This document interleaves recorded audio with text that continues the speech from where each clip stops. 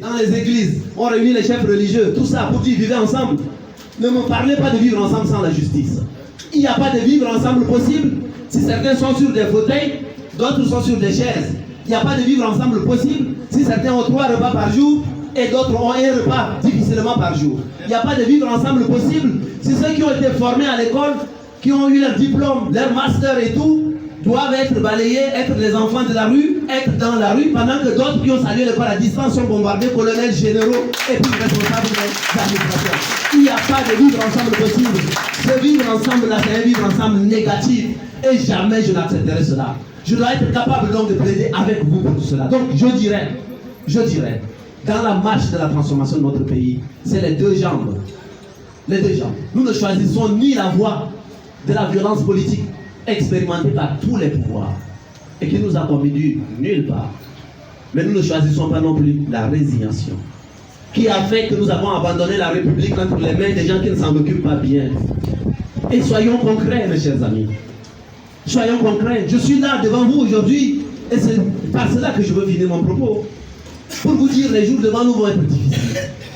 Les jours devant nous vont être difficiles. Pourquoi?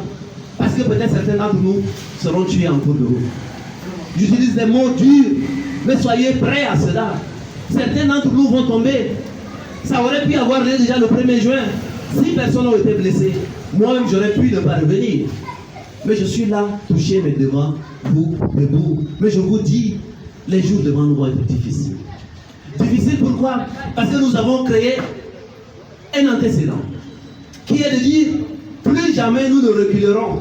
Je le dis, certains des amis de l'ANS qui sont là dans la salle, nous disons plus jamais nous ne reculerons devant les lois injustes et l'arbitraire. Je le dis pour que tout le monde entende. Les manifestations vont avoir lieu dans ce pays pacifique. La marche pour l'accès à l'électricité, la marche pour l'éducation, la marche pour l'emploi décent, la marche pour le logement décent. Le préambule même de cette constitution, cette mauvaise constitution a repris ça et nous donne le droit de nous opposer à un système injuste et arbitraire. Et donc, nous avons de la bienveillance d'un côté, mais nous avons aussi de l'exigence de l'autre côté. Ces marches pacifiques vont avoir lieu. Il n'y a pas de démocratie sans marche pacifique. Et puisque dans ce pays, depuis des années, dès qu'on prend une ordonnance pour dire aux gens ne marchez pas, les gens ne marchent pas, et on donne les autorisations à d'autres qui vont marcher, qui vont arnaquer les gens, qui vont escroquer les gens en prenant la parole à la télévision pour insulter les autres. Nous ne voulons plus de cela. Ça veut dire quoi? J'ai besoin de ces transformateurs qui demain seront capables de se lever, de s'associer à moi. Si en tant que votre président, vous me gardez comme votre président et que je vous donne un mot d'ordre pour que nous soyons capables de nous lever, exiger de façon pacifique, parce que nous n'allons rien casser, mais de façon pacifique, de demander que les choses puissent changer, soyez capables de vous joindre à cette dynamique. C'est cela, c'est de ça que j'ai besoin. Je n'ai pas besoin des gens bien habillés qui viennent me saluer au bureau. Non. J'ai besoin des gens engagés sur le terrain pour faire reculer l'injustice, mes chers amis. Est-ce que vous m'entendez? Vous avez 2 millions de Tchadiens qui vivent uniquement en Djamena. Prenez 10% des 2 millions, ça fait 200 000. 10% seulement. 200 000. Mais, alors, nous sommes au 7e arrondissement. Il y a 500 000 Tchadiens qui vivent ici sur 2 millions. C'est un exemple que je donne souvent. Nous sommes dans le quartier, l'arrondissement le plus peuplé de tout le Tchad. 500 000, c'est plus que la population de la Guinée équatoriale qui vivent ici. Vous voyez? Et nous avons l'Assemblée nationale ici, le palais de justice ici, le palais du 15 janvier, tout ce que vous pouvez imaginer. Il y a 500 000 Tchadiens qui vivent ici. Chacun ayant conscience, disant oh là là, ça va pas. Vous vous rendez compte? Les caniveaux.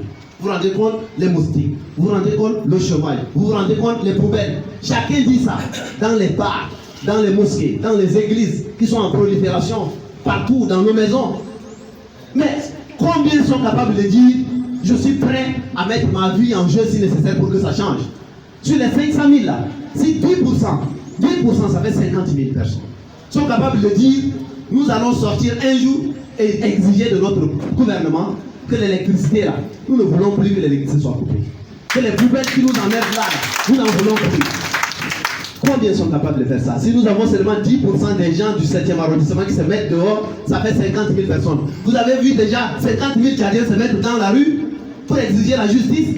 pour exister la diversité, la même chose pour tout le monde. Chacun est capable d'être éloquent dans sa chambre, dans son quartier, dans son milieu, mais personne n'est capable de sortir. Donc, la mission que je vous donne à vous, les transformateurs, c'est une mission de résistance pacifique, mais une résistance active, une résistance déterminée, qui ne sera pas une résistance lâche, qui sera cloisonnée, qui va attendre que ça tombe du ciel, qui va s'habiller en blanc, qui va s'habiller avec la croix, avec les chapelets, aller faire le pèlerinage à la Mecque, aller chanter les louanges à l'église, ou bien aller bavarder dans les bars, ou bien rester au coin de la rue et puis commencer à dire ça va changer quand.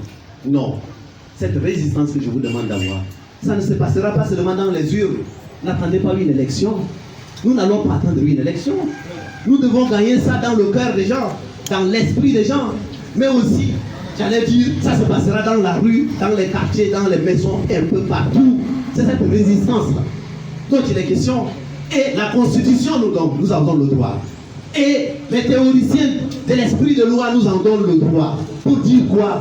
Que nous devons être capables. Alors, c'est ça là aussi être un transformateur. Être un transformateur, c'est être capable d'obéir aux lois justes et de ne jamais obéir aux lois injustes. Jamais je n'obéirai à une loi injuste. Et permettez-moi de vous dire, si